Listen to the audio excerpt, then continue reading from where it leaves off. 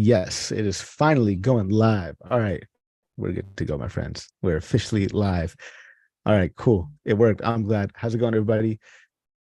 Hope you guys are doing well. Thank you so much for joining me today. Everybody, thank you so much. This session today is brought to you and sponsored by the Generative AI World Summit, which takes place at the ML Ops World Summit in Austin, Texas from October 25th through October 26th. And it also has a virtual component.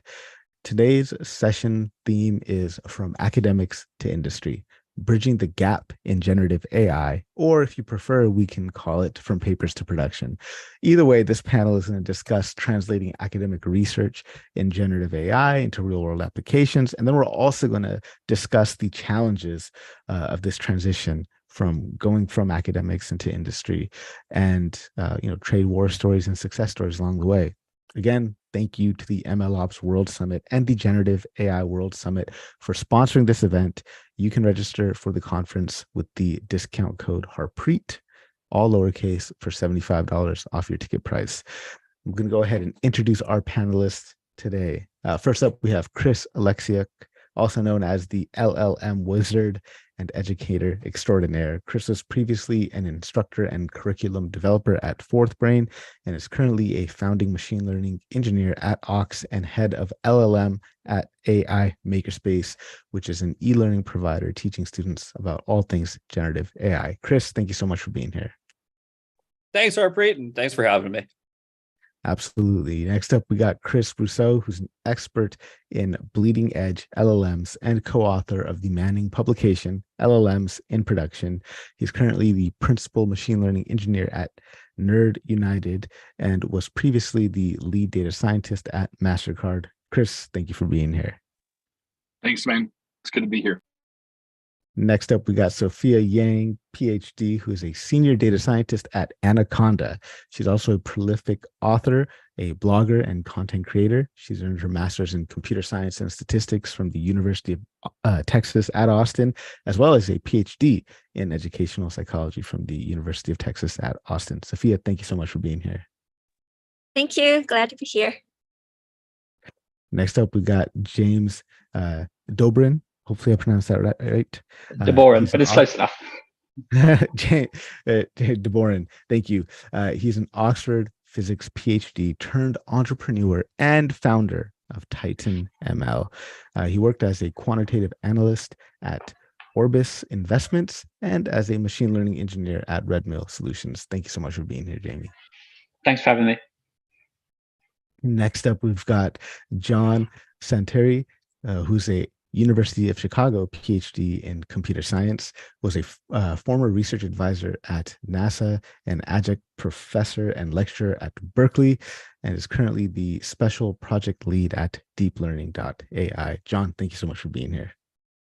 It's great to be here. Awesome, everybody. I'm excited for this discussion. Shout out to everybody that is joining us here in the Zoom room. There's multiple ways you can participate, whether you're on the live stream or on Zoom. The one is through Slido. Feel free to drop your questions into Slido. I'll share a link right here in the Zoom room, and we'll share a link on the live stream in just a moment. If you don't have any questions, you can upvote your favorite question on Slido. So I'll prioritize those upvoted questions. Those of you who are in the room with us today, if you've got a question, feel free to drop your question right there in the chat. Or if you want to, you can just come off mute and ask your question. I'll be happy to take your question that way. So I want to kick this conversation off by first talking about, transition challenges going from academics to industry. So I'm wondering whether it's you or colleagues that you've worked with, what challenges have you seen people face when transitioning from academia to industry? And do you have any tips for people on how to overcome those challenges? We'll start with John, then we'll go to Chris B, and then Sophia. John? Sure.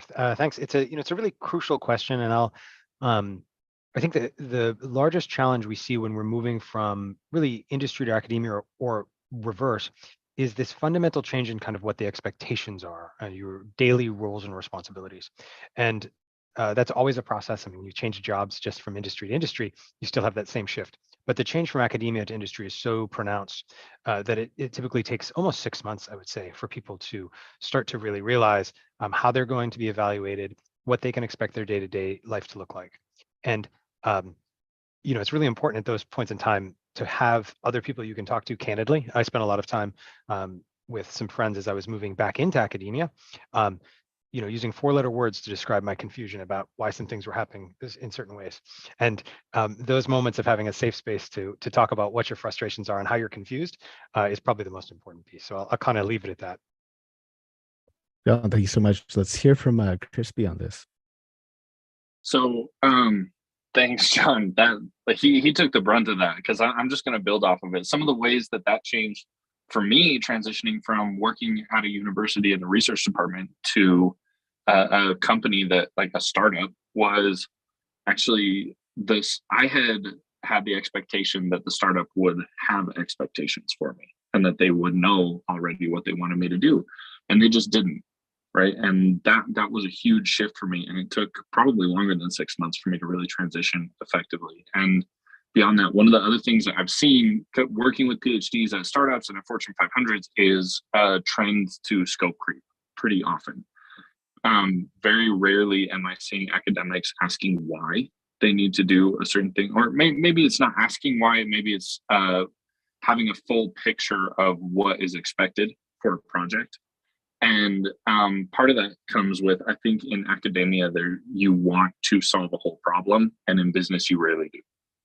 In business, you need an MVP, and that shift in mindset can be very difficult, regardless of what level of academia you're coming from. Yeah, it's interesting. I was listening to, I think it was the Late in Space podcast. It must have been that earlier today, and it was the founder of, I think, Human Loop that was on there, and he described the difference between academics and industry as, in academia you're like optimizing for interest, and in industry you're optimizing for impact. So it sounds kind of along the same lines of what you're mentioning there. Let's hear from Sophia on this topic as well, and then if anybody else in the panelists wants to join in, please feel free to do so. Sophia, over to you. Yeah, definitely echo what you all have been saying. I feel like the biggest challenge or change for me in the industry is to a kind of a mindset shift to really think about other people, think about user experience, business use cases, ROI, revenue. Like those are the things that was like, I did not think about them at all during my PhD years. Like in academia, you're just focused on reading papers, write papers, apply for grants, and all about yourself, like your specific interest. But business is business. Like you have to think about how users interact with your product. Like at Anaconda, we have a learning platform. We have to think about our learners' experience. Like we have Anaconda Assistant, which is the generative AI tool for Jupyter Notebooks. Like we have to do research about how users interact with this AI tool and how can we make it better. And also like think about cost, ROI. It's just like, I did not think about that before. And the amount of money that comes to a business is mind blowing. It's like, I don't know, things can cost that much, but they do. Like in order to run a business, you have to think about those things.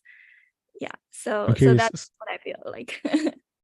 Sophia, I'm curious, what do you recall kind of like that aha moment for you when you're like, oh, I have to switch into like this business mindset that, I can't just be interested in my own interest and my own research, like I've got to have that business mindset. Was there kind of a moment where that, that you recall that happening?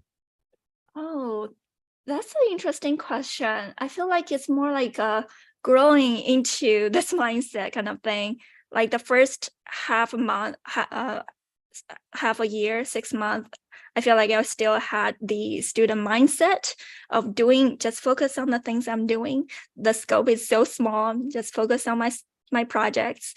And then gradually you focus on more about the products in the company and then the ecosystem of the things you're working on, the Python ecosystem, the AI ecosystem and other things. And then you focus a little more on the business. I feel like it's always a learning experience. I'm learning every day. Thank you, Sophia. I'm interested to get Jamie's perspective here because you went from PhD to like to founder, which is like the ultimate kind of I feel like a shift. Wonder what your perspectives here are.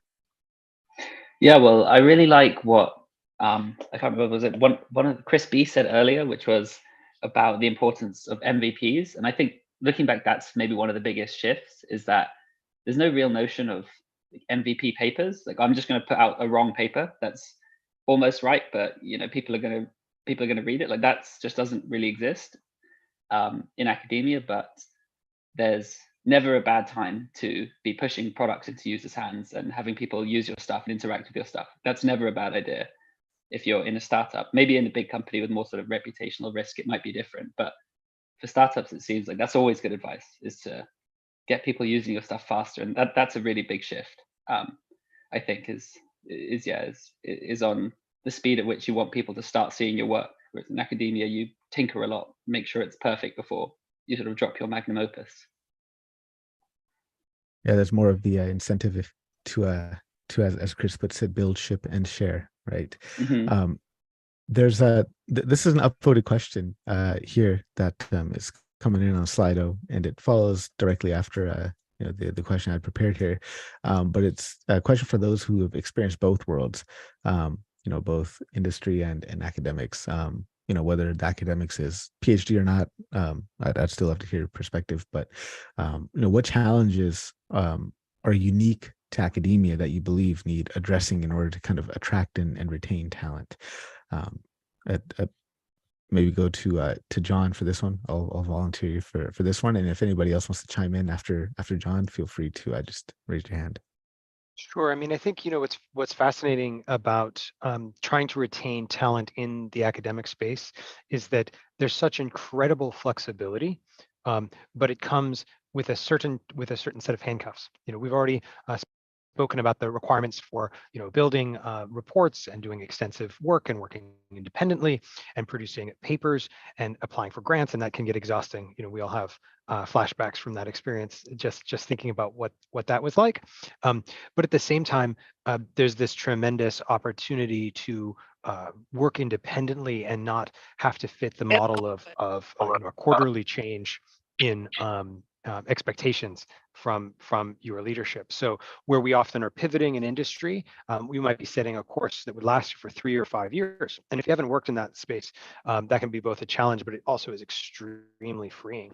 From my perspective, I typically like to think about shifting between those worlds.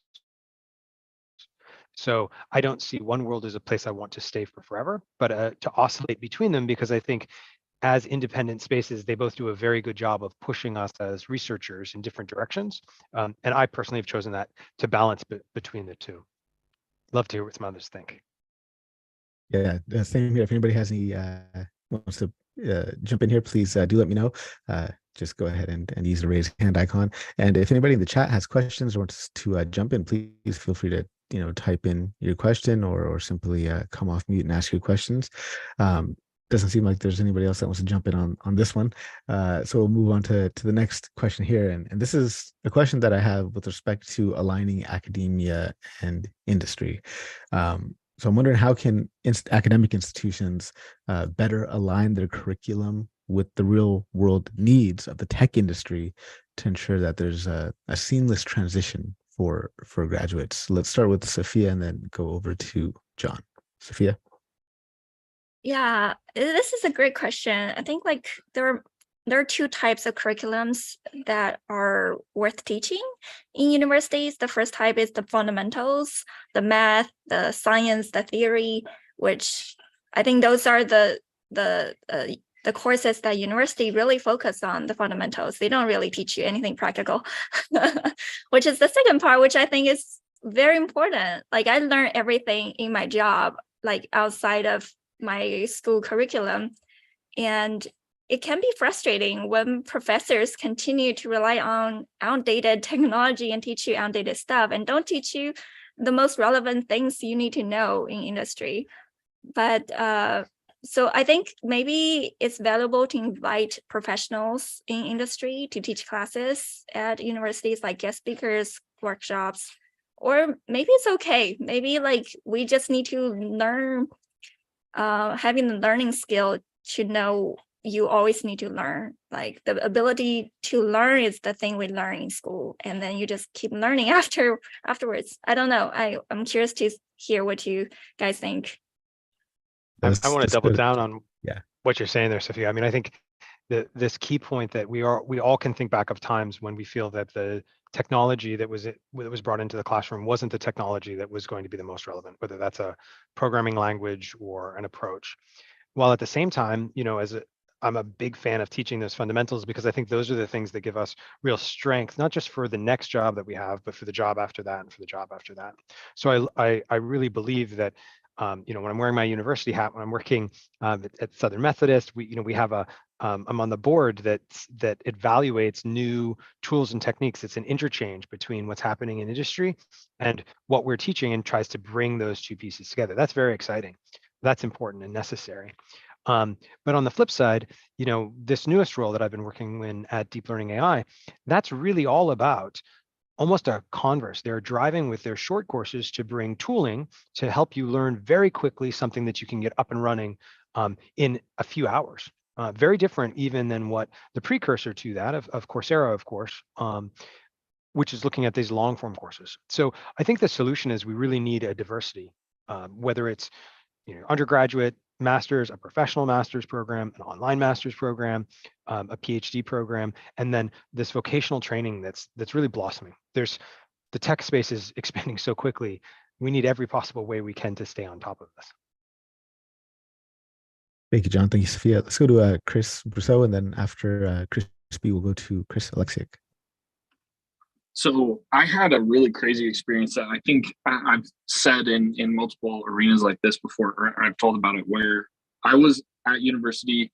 I remember in 2019, I was taking a deep learning class, and I had already been working in the deep learning field. I had already been, fine tuning models and actually trying to put them into production. And I remember asking my professor, like, hey, when are we going to learn how to productionize these? When are we going to learn how to put them behind an API so that my grandma can use them? And he said, we're not. I was like, why? That surprised me so much. And he said, because it's not academically interesting. And I think that is an opinion that is pretty pervasive throughout the field, because he's not the only person who's echoed that same sentiment. And I think one thing that needs to happen is raising the bar for what is academically interesting, because deploying models is hard. Productionizing models is hard. And we could use help from academia to solve those problems and to streamline it. Love to hear from Chris here. Chris was, as an instructor and curriculum kind of designer at Fourth Brain, and now like the awesome stuff you're doing at AI Makerspace. Love to get your perspective, and then after that, we'll go to Jamie.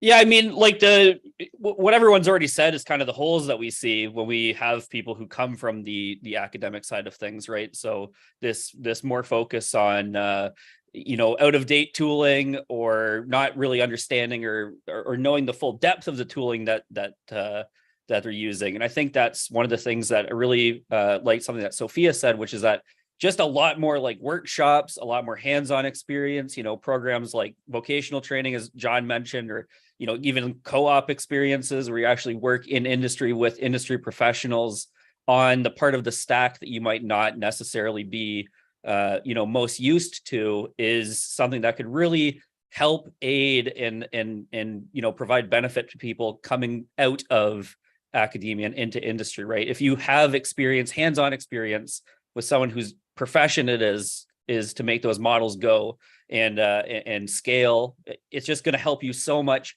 when you're actually producing the research, because you know how it's going to play or interact with the rest of that stack, and you can wind up with a lot more powerful or efficient systems. So I think really, getting that hands-on practical experience, as much as it's not well aligned with kind of the tradition of some of the academics, it's so worthwhile, and it really does add context that makes you a better researcher and better academic, I think, in my impression. So there you go. Yeah. Thanks, Chris. Let's go to Jamie. Yeah, I think there's the other thing. So these are all, I think, really important skills that have been mentioned, but I think there are also some like softer skills that you can work on in academia that will be super valuable as you transition. And I mean, like, some really silly things like partnering with another PhD student or undergrad and work on a shared GitHub project together, as in like have some code that you both contribute to and make pull requests to. Like, it's a bit silly, there's just two of you, right? You just change the code, but just that practice of having other people interact with your code, working off a shared code base, pushing stuff to pip, contributing to open source projects, like these things can go a super long way in just getting used to the flow of how code gets written. I'm coming from like a software perspective, which is my specialty, but you know, in a physics degree, both at undergrad and PhD level, you get taught a lot of coding, like a lot of scripting, like making a script run, but not how to make 10 people's scripts run together effectively and have them pass tests and interact with each other. And your code doesn't break this person's code, and the code you wrote yesterday doesn't break the code you wrote the day before. Like those are some soft skills I think could seem to only really exist in industry and only in academia if people are really driven to do it. So it's an easy thing for people to work on. Jamie, thank you so much. There's a comment coming in here on LinkedIn from Ryan Richardson saying, I've supported a few different technically advanced programs in the academic space, and production is a gap across all of them. It's really unfortunate for someone looking at a career transition. Definitely agree. And I think the panel here agrees with that as well, Ryan. Thank you. Next question I have here is about competencies. So we'll go to Chris Alexic for this one. I guess what would you say are the most critical competencies that AI graduates should possess to thrive in the industry? And, how can academic institutions ensure that these are imparted upon them? Yeah, I mean, outside of the stuff that they're going to know, which is going to be a lot, and it's going to be great. The ability to train and interact with models, to all of that, they're going to learn it in class. It's going to be great. But exactly what Jamie said, I think, is the core competencies that you need. You need to be able to interact with versioning tools. You need to be able to act with proper experimentation tools and platforms that help you monitor and improve.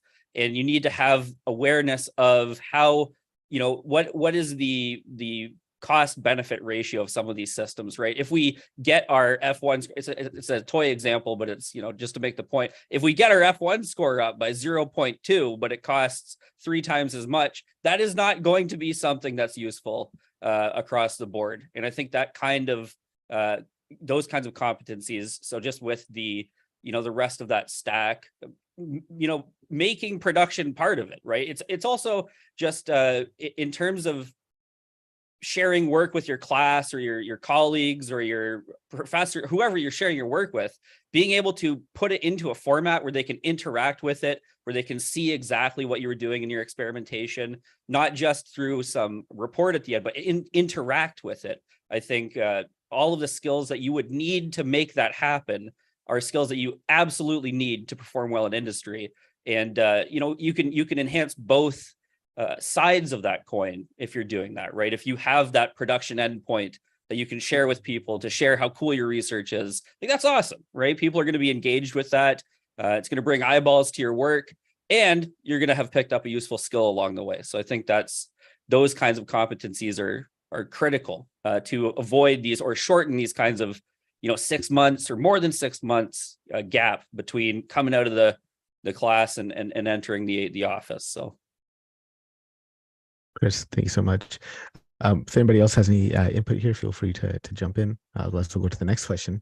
And the next question I've got here is about just balancing theory and practice. So we'll go move on to this next question here.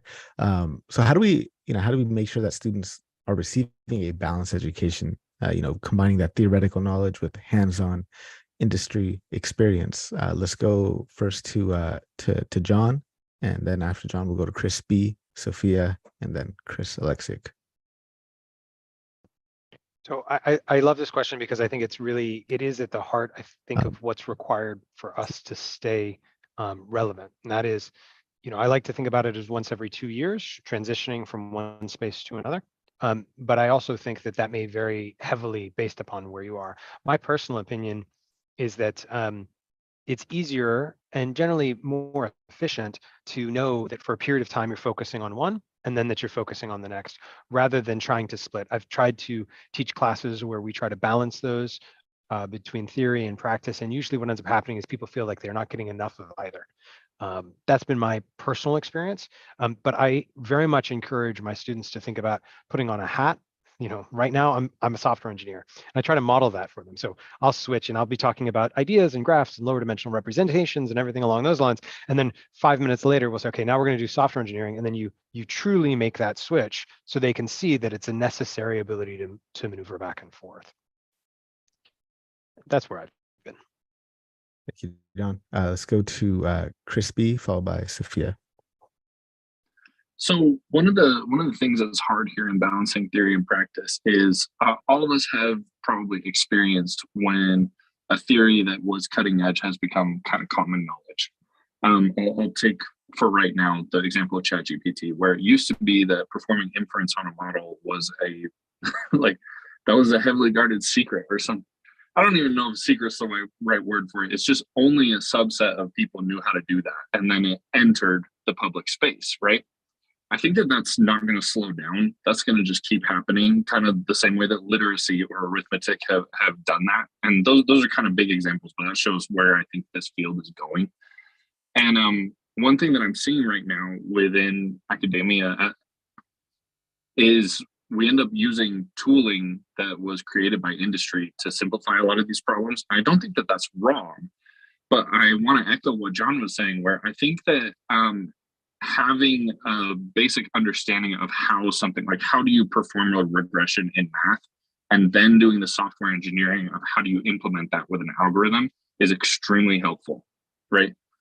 I want to see students connecting those ideas, because that's something that was missing from my education and I had to do on my own. Chris, thanks so much. Let's go to Sophia, followed by Chris Alexiak, and then after that, there's a couple of questions actually that are coming in from the audience that I want to get to before jumping back into some of the prepared questions. And if you're sitting here in the chat or watching a live stream and you've got questions, please feel free to let me know what your questions are. I'm monitoring YouTube, LinkedIn, and the chat here. So Sophia, let's go to you. I think the easiest way perhaps to get real hands-on, real industry experience is to contribute to open source. There are so many open source projects out there that needs contributors, and they really welcoming contributors. They will mentor you, and they actually appreciate your contributions. So find some projects you're interested in and try to learn and contribute. Do you have like a I guess like a some people might be afraid to commit to open source because of fear of being like judged about their code quality not being like, that great, or they might be doing it wrong or something. Do you have any like words of encouragement for those individuals?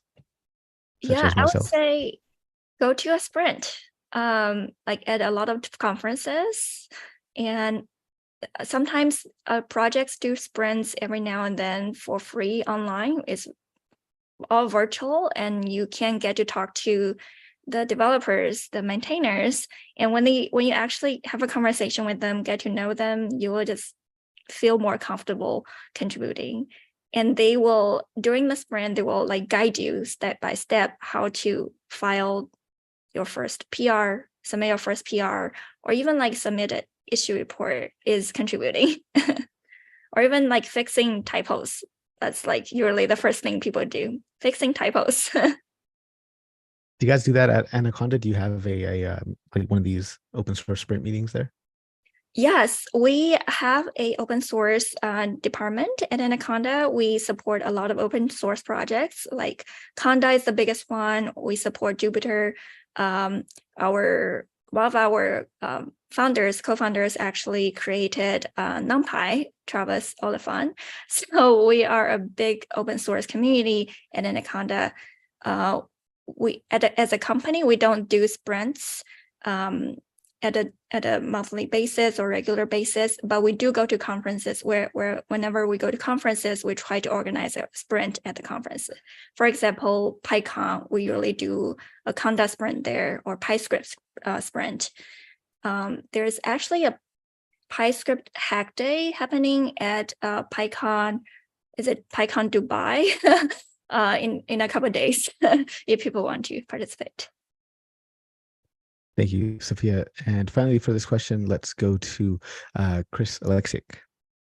Yeah, I mean, it's been said. Everyone said, already. I think the one that I want to really just focus in on is contributing to something, whether that be, hackathons while you're in courses or, anything that gets you building. I think one of the things I want to double click into what Sophia said is this idea that contribution feels very scary to a lot of people because, you have to get over your code quality and you're going to get corrected on some minutia. Of course, you have to be, right? But the best runners in the world don't get to be the best runners in the world by not receiving criticism about, oh, you're rotating your foot 3 degrees when it should be 2 degrees, right? You have to get that feedback, but you don't have to start with code. Documentation is a sore spot in almost every open source, project in existence. And contributing to documentation not only helps you to get into that idea of contributing, meeting other contributors, understanding, what's being contributed, but also helps you to understand what's actually going on in this library. And that can help you to build those skills that you might not be getting exactly enough of through the academic work. And help fuel you for, the next PR. Suddenly you'll see, oh, actually, I just saw someone correct this in a different part of this repo. And so I'm going to go ahead and make that same correction over here. And, that pattern matching eventually is what helps you really come out swinging of the academics. So. Chris, thanks so much. And I'm going to move to a couple questions here coming in from the chat. First one here is from Swati, and if anybody wants to answer this from the panel, feel free to just raise the hand icon and I'll call on you. Question here is, I've got 7 years of academic experience and 2 years of industry experience, but now companies don't consider my academic experience, sort of facing problems in transition.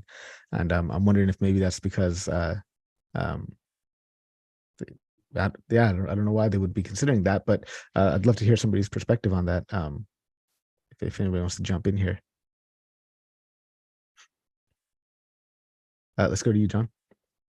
Yeah, I mean, I think what's fascinating to me about this whole space, especially just hiring managers and organizations, their memories are extremely short. I've been at a variety of different universities. I've been in a wide range of different roles, and 2 years, after I spent 2 years in an HCI department at Carnegie Mellon, after I spent 6 years at UChicago as a CS PhD, nobody seems to remember that I was in an HCI department at CMU, right? It's and that's part of the nature of it. Now, you find different ways to try to reinforce that brand, but it is an uphill battle. Everyone's looking at your last 6 months. Hiring managers are focused on what's the newest and most exciting. And I don't think you'll find anyone who will stand behind the hiring practices at any technology company and say, wow, we've really solved this problem. Things are natural, it's efficient, it's effective. Instead, we can go down the list of all of our frustrations about that. And I think that's the other piece that I really want to double down on, this notion of open source. I didn't participate in open source in my PhD. And what that meant was it meant that I didn't have a network that I could leverage coming out. And I've had to build that network. I'm only here today because my fiance was working at Amazon and introduced me to the CEO of Y Labs, and she, introduced me. So it's this social network that grows. And one of the ways that you combat that, people forgetting about your history, is you find people who are still active participants in that community that will then bring you back in. So I still have friends who, I placed a graduate student in an HCI department at University of Utah because I have good friends who I work with there, and Noel was like, this is what I want to do, and I could move them along. And so I think that social network is really one way you protect against that happening. But we love you in the HR department. We know you're working hard, but you're set up to struggle. Thank you very much, John.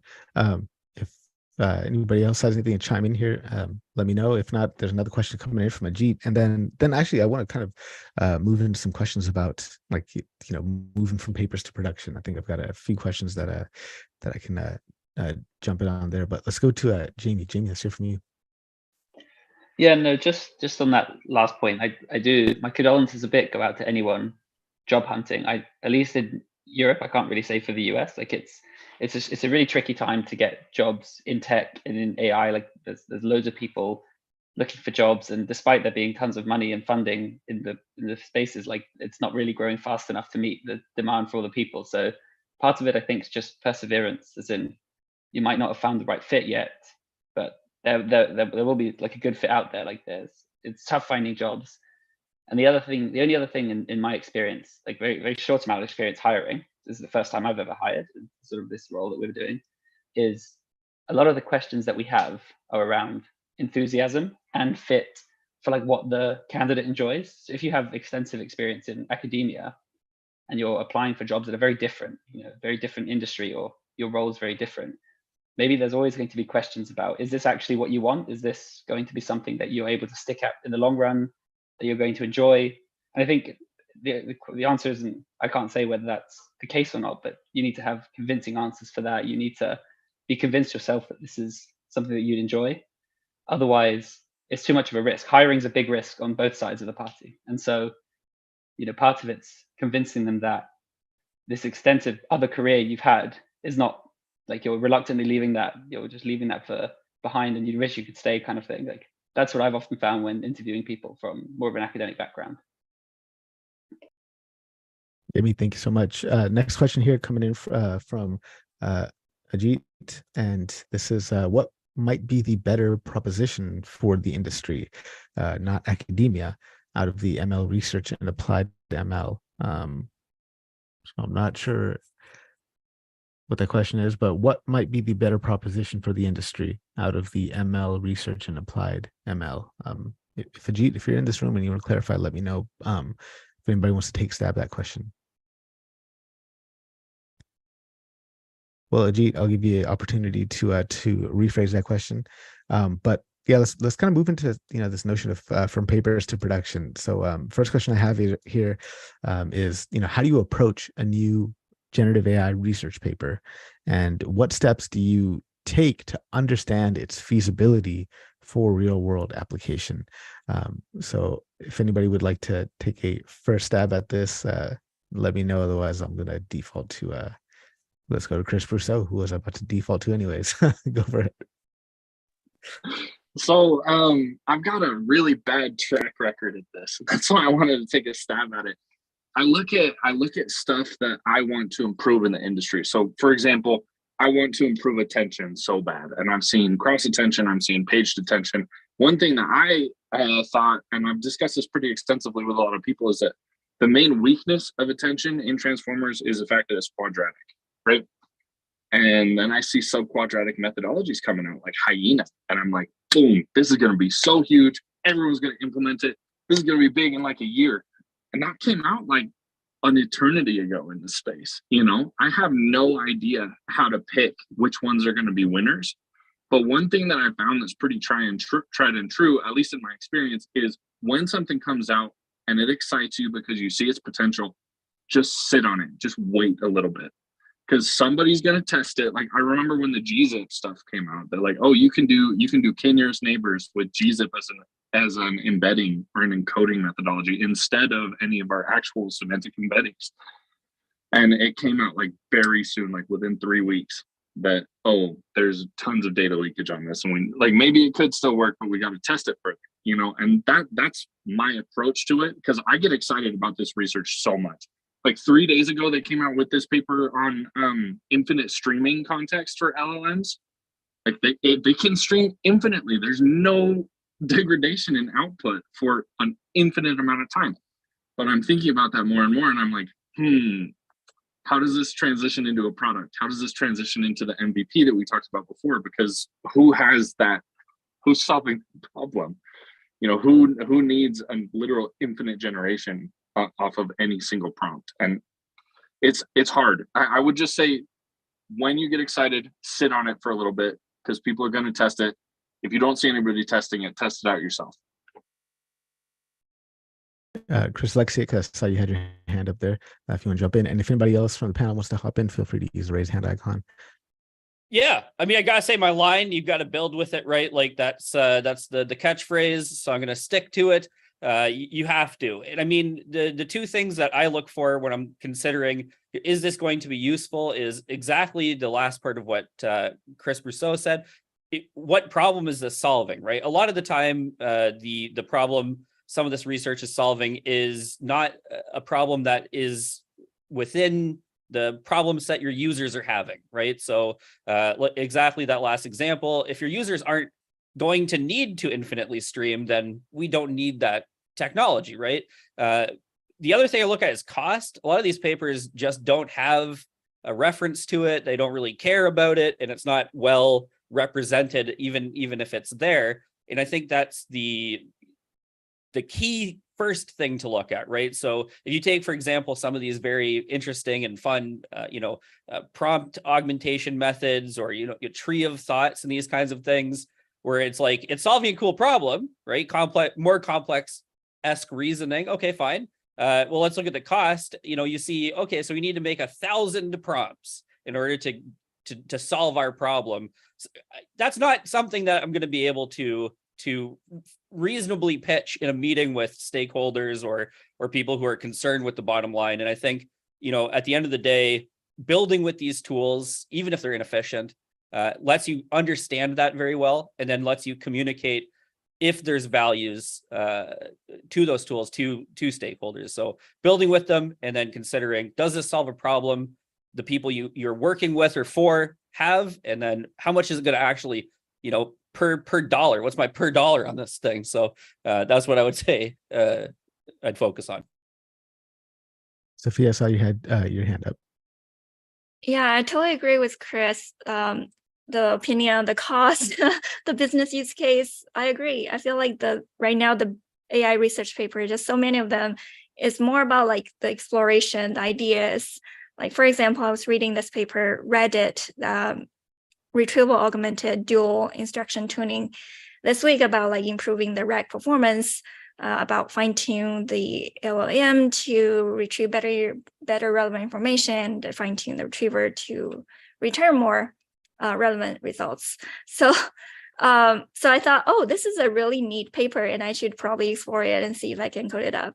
And then like a couple hours later, Llama Index released an update with this new method, part of it implemented.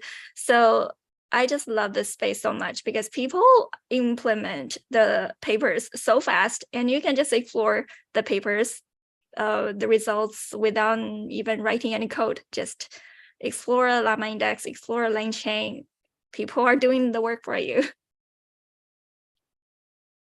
And the next question actually fits in nicely right off of what Sophia said. And I'm going to go to John for this, because I think we're briefly discussing something similar here. And this is about bridging that knowledge gap between researchers that are writing the papers and engineers that are implementing these in production. So how do we bridge that knowledge gap? John, let's hear from you. And then Jamie, I'd love to hear from you on this as well.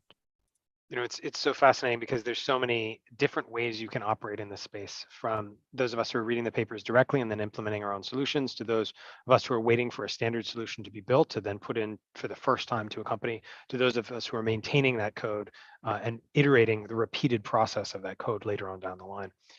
I think what we're looking for always when I'm hiring, when I'm looking for students, is I'm looking for that insatiable desire to learn. Because, and I'm not at that point concerned where on the stack you want to live. If you want to write the paper, amazing, go after it. I want you on my team. You want to look at someone else's paper and figure out how to put it into code, and that's your fluency, awesome. I want you on my team to proof that out. You're ready because you really want to deliver a value to the stakeholder as fast as possible. So you know that the team doesn't have a great deal of engineering skills.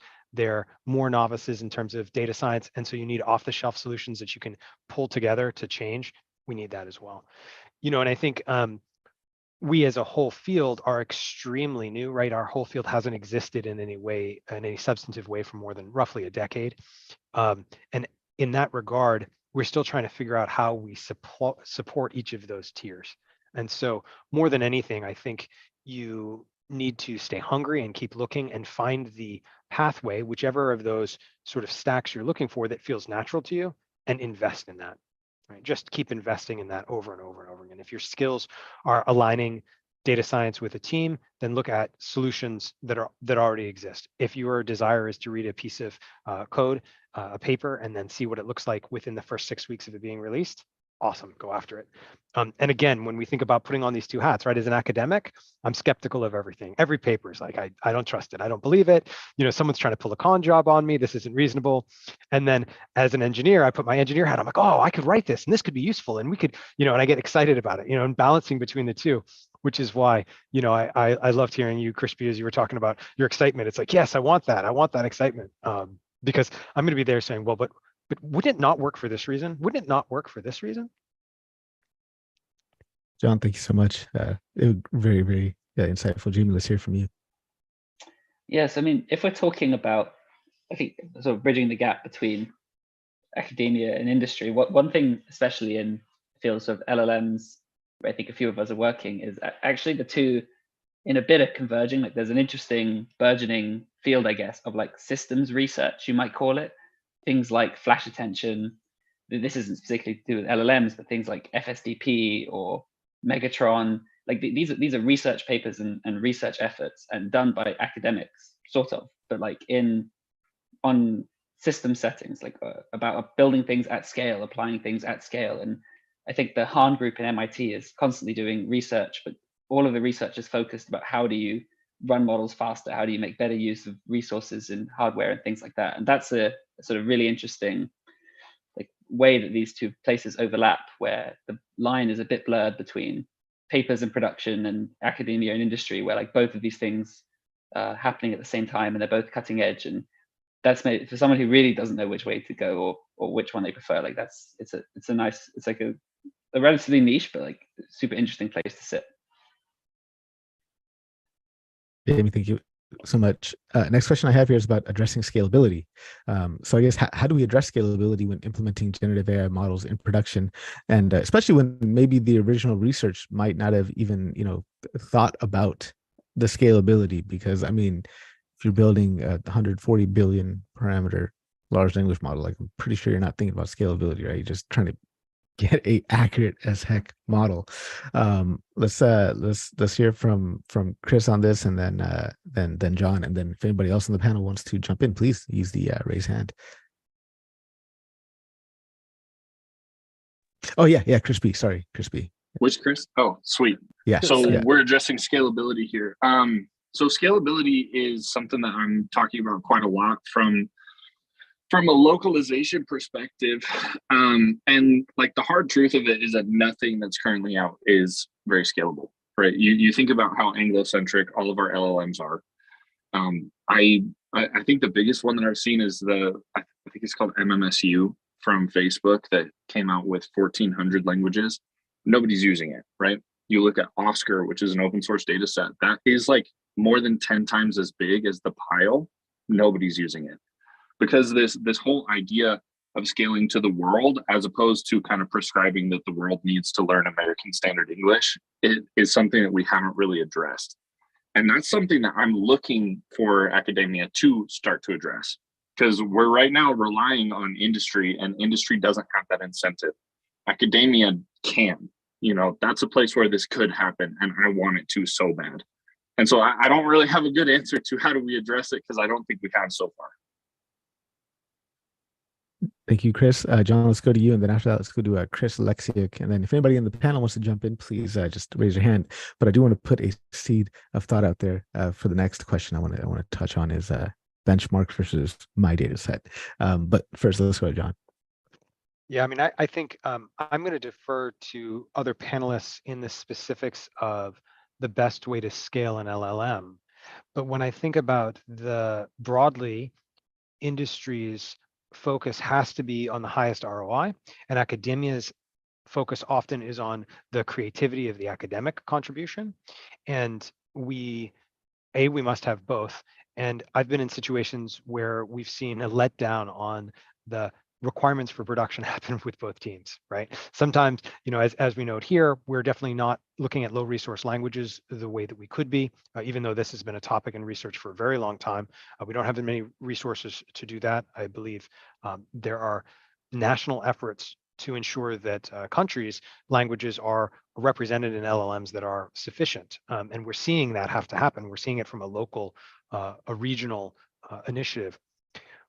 That's not the best solution broadly going forward. And this is another place where I think open source has the opportunity. You know, what's incredible to me is to see the number of people who have really taken this mantle and gotten really excited. People who I haven't seen be excited before are motivated by LLMs, and I'm hoping that that will carry us over for the next 10 years as we move through different models. So that's sort of where I'd leave us with that. Thank you. Let's go to Chris Lexic.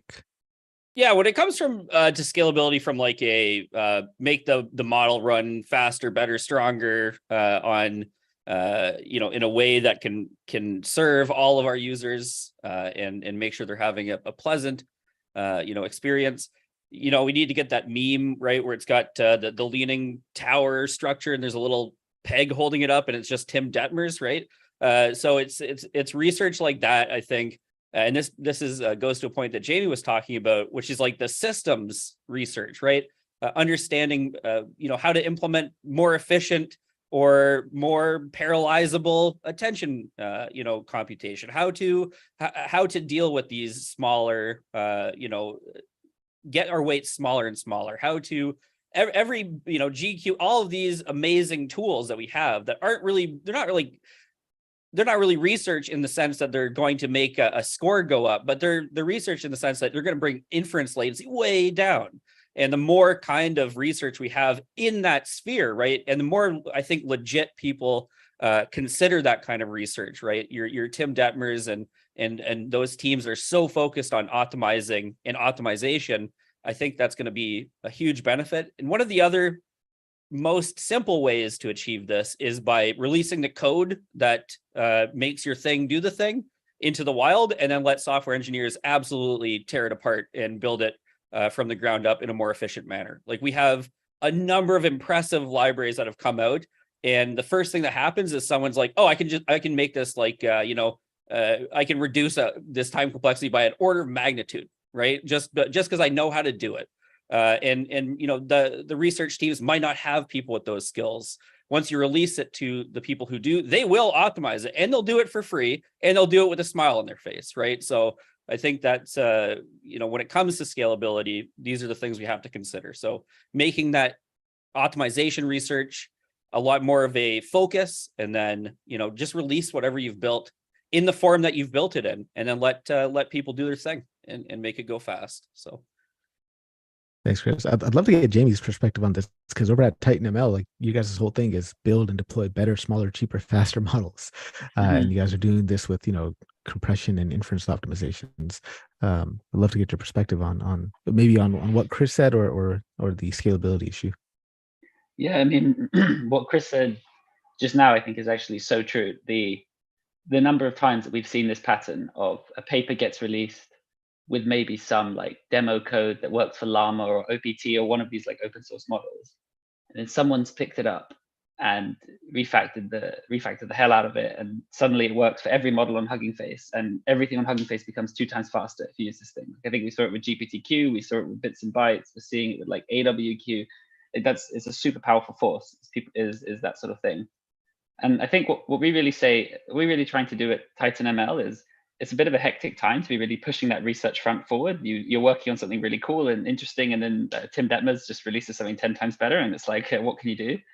And so, but I think what we really say to ourselves is that what we want to reach is some point where, if you're a team in like a traditional enterprise looking to deploy language models, you shouldn't really have to think about this. You shouldn't have to know who Tim Detmers is to be able to like build applications on top of LLMs. And I think our goal is really to just completely abstract that part of the pipeline away, that leave ML engineers to do ML engineering, play with the data, like fine tune stuff, whatever they do, and then leave it to us to make that go fast on AMD hardware, CPUs, NVIDIA GPUs, things like that. But we couldn't do anything like what we do without people like Tim Detmers of the world, and the people who then take his work and make all of Hugging Face run really fast with it. Like it's a symbiotic thing, and we try to contribute where we can, helping in those efforts, like when we contribute to open source repos and things like that, help extending papers to work for more models, that sort of thing. Like, so we do our bit as well. Thank you, Jamie. John, let's go to you. Yeah, I just want to double down on that. I mean, I think you really said something that's so important, which is that we're living in a time right now where people who have less experience with low-level programming can build more exciting applications, right? And full stop. That's the reason why I took this most recent job with Andrew at Deep Learning AI, is because his whole focus, and I think really where we're going to be for the next 5 to 10 years, is a space where things that previously required low-level programming skills are now going to become available at a higher level. So in computer science, we always think about levels of abstraction. I think we're moving to a new level of abstraction that's just higher than what we've done before. And we need to celebrate and ensure that we still have engineers who are thinking at the low level, but we also need to be looking at what we can do at this higher level. And for me, that's just so exciting, right? I was an English major turned academic. I had to learn to program, painfully, but to be able to think that, 15 years ago, I could have used a higher level abstraction to build things that I was excited with. I could have been, impactful far before spending 5 to 7 years, just learning the requisite skills. John, thank you so much. And with that, we are up on time, my friends. Thank you so much to all the panelists for your time. I know it's quite late over there across the pond, so appreciate you staying up, Jamie, Chris Brousseau, Chris Alexia, John, Sophia. Thank you all so much for joining. Everybody watching live on LinkedIn, YouTube, and here in the chat. I appreciate you all being here as well. Shout out to the ML Ops World Conference and the Generative AI World Conference for sponsoring this event. I think you can find some of these speakers here. I believe Jamie and Sophia will be speaking or holding workshops at that event. So check that out, October 24th through the 26th in Austin, Texas. Use the code Harpreet for $75 off your ticket. Shout out to all the friends in the room as well. Take care, everybody. Have a great rest of the day, and we'll see you next week. Next week, I'll give you a little sneak peek of what's coming up. So just give me a second here while I pull up the calendar, let you know who I got going next week. So next week, the session that we have is going to feature, we've got Alicia from Y Labs. We've got Chris Alexia coming back. We got Greg from AI Makerspace coming. Hans from digits.com. We've got Miriam Arik from Titan ML coming as well, and Ville from Outer Bounds. And next week, we're going to talk about best practices and lessons learned for generative AI in production. Then the last of these panel discussions take place on the 19th of we got a special guest next week as well. Chip Wen will be joining for a little bit, so she'll be coming and hang out next week. Then on the 19th, we're going to be closing this out with ethics and responsibility. For that panel, we'll have Chris Brousseau, we'll have David from John Snow Labs, Niels from Union ML, as well as a few other folks. Alyssa will be joining us as well. It's going to be an exciting next couple of weeks. Thank you all for being here. Take care. Have a great rest of your day, and bye, everybody.